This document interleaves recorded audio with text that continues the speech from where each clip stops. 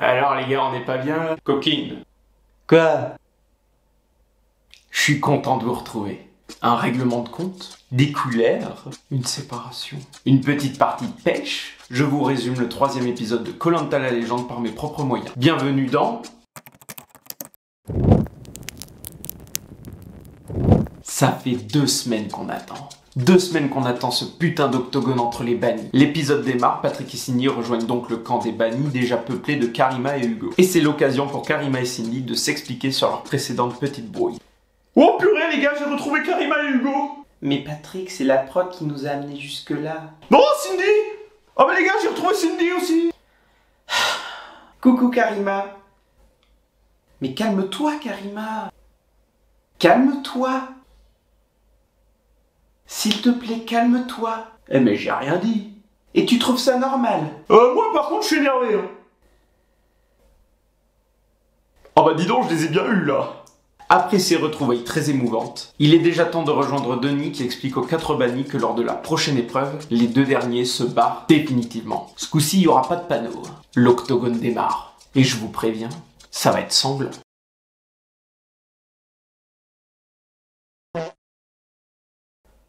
Oui, je sais. Des images d'une rare violence. Le but était de faire tenir en équilibre une tour, tout en essayant de rester en équilibre sur une planche qui doit elle-même rester en équilibre. Hugo survole l'épreuve et termine premier. Karima arrache la seconde place. Patrick et Cindy sont donc définitivement éliminés. Ah bah pourtant l'équilibre c'est un de mes points forts. Sur le camp des filles, c'est Girl Power. Kumba lance la révolte et monte une stratégie pour évincer tous les mecs de l'aventure. Kumba, elle est comme Edith Piaf. Elle veut dans le carré final.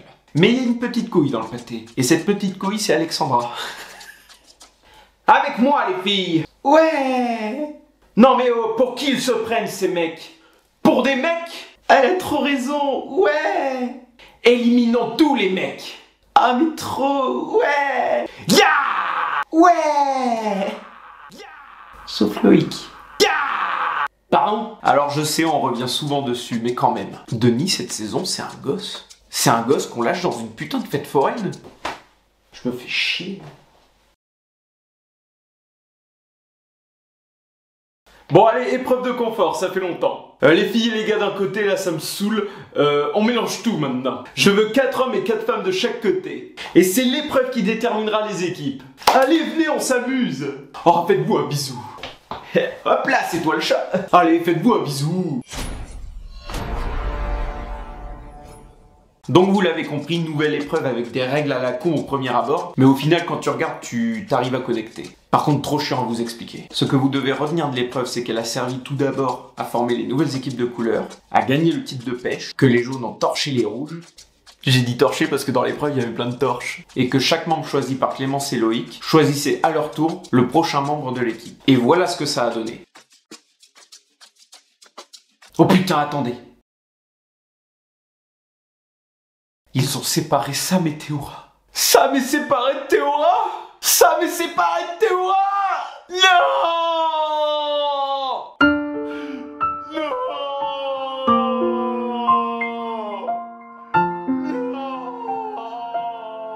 Merci.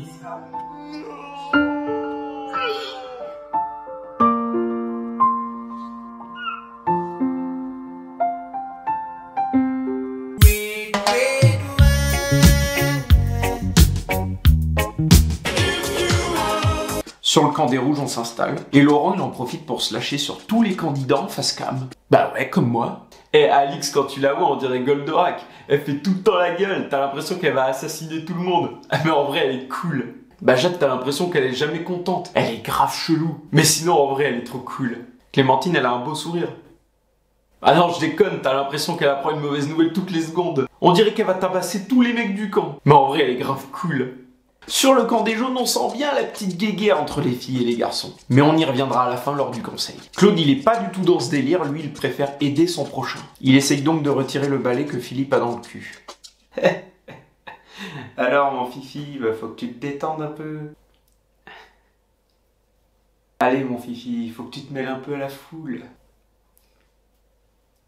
Tu sais, c'est pour toi que je dis ça, tu vas te faire bouffer sinon. Ouais, t'as raison. Allez, mon fifi, fais pas ton timide. Bah ouais. Et tu la connais celle-là, mon fifi? Quelle est la différence entre une autruche et une armoire? Bah l'autruche c'est un animal et l'armoire c'est un meuble.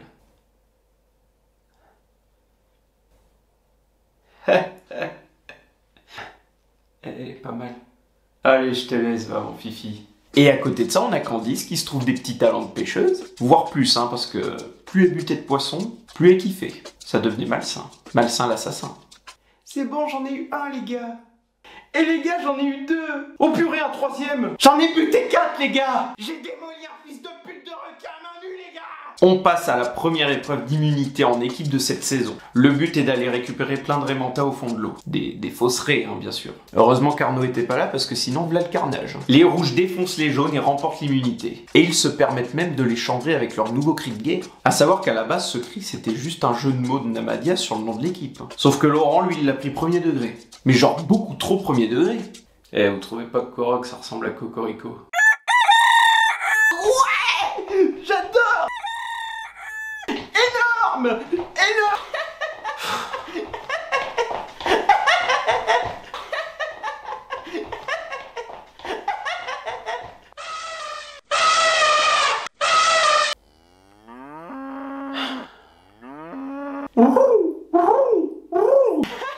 Énorme, Namadia.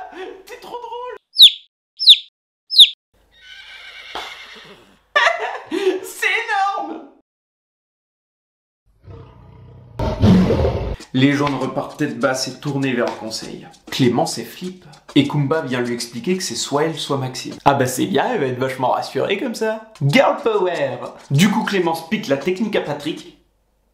Pique la technique à Patrick. Pique la technique à Patrick. Pique la technique à Patrick. Pique la technique à Patrick. Du coup Clémence pique la technique à Patrick et recherche un collier. Et elle le trouve. Mais je comprends pas Patrick. Lui sa technique c'était de pas le trouver. Oh non mais dis donc, je suis pas le dernier pour la bagarre non plus. Le conseil des jaunes a lieu, tout se passe bien, ça analyse les choses comme des entraîneurs de Ligue 1. Et au final, c'est Maxime qui se fait sortir, à sa grande surprise. Bah, je suis grandement surpris. Mais il a quand même eu droit à des explications. On avait dit qu'on votait contre les filles, les gars, non? Non, Maxime. Je ne suis pas d'accord.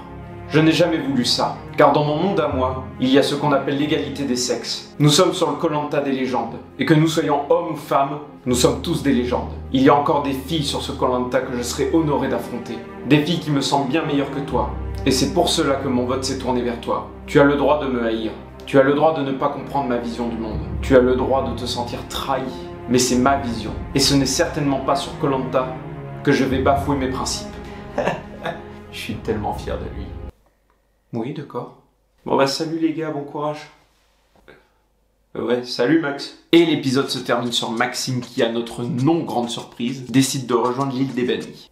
Bah, je suis grandement surpris. Et c'est donc la fin de ce 3e épisode de Preview Seal. Comme d'habitude, je serai content de lire tous les commentaires, que ce soit sur l'épisode de Preview Seal ou sur l'épisode de Koh-Lanta. Je réponds à tout le monde. T'oublies pas de t'abonner, de liker et de clocher si t'as aimé. Et je vais profiter de cette fin de vidéo pour à nouveau remercier Jade, Christelle et Alban. Si vous n'avez pas vu la dernière vidéo de la chaîne, je vous invite à aller la voir, comme ça vous comprendrez un peu mieux. Mais en tout cas, voilà, un énorme merci à vous trois. Et je tiens aussi à dire un petit truc sur Karima. Qu'est-ce qu'il va dire? J'ai vu qu'elle avait posté une vidéo sur Twitter à destination de la production de TF1. Alors c'est vrai que moi aussi je m'amuse beaucoup à amplifier les images que nous montre TF1, mais je suis conscient que les images qu'on nous montre ne sont pas totalement la réalité, ou du moins qu'elles ne permettent pas d'avoir une vision complète de chaque candidat. Je me permets de dire ça car je suis Karima sur divers réseaux, je la connais pas personnellement, mais il suffit de creuser un chouille pour se rendre compte que dans la réalité c'est une fille très gentille et bienveillante. Donc voilà, je tenais à lui envoyer beaucoup d'amour, et que même si je m'amuse beaucoup à caricaturer le personnage Karima,